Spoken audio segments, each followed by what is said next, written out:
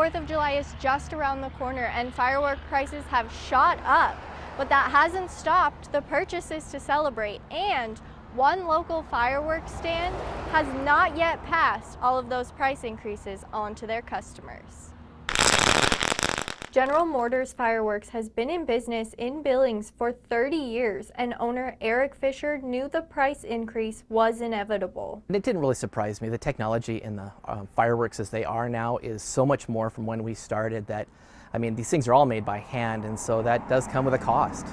Materials, labor, the price increase of gas, and getting the fireworks to the U.S. have all led to the increase of cost of fireworks this year.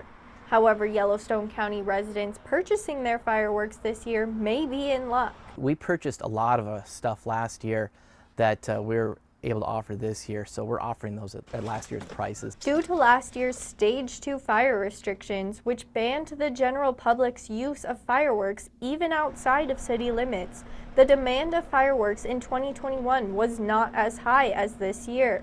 While General Motors did have to purchase some new fireworks this year, they held on to many from last year and didn't increase all of the prices. This one actually has really decent prices, like what I'm currently holding.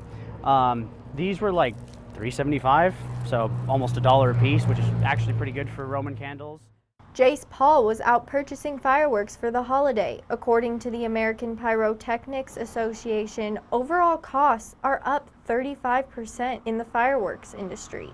It is affecting me because I can't buy as many this year, which is a little bit disappointing.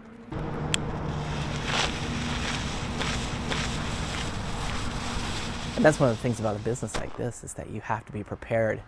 You have to be prepared for a bad year because it can be financially devastating. In Billings, Haley Monaco, MTN News.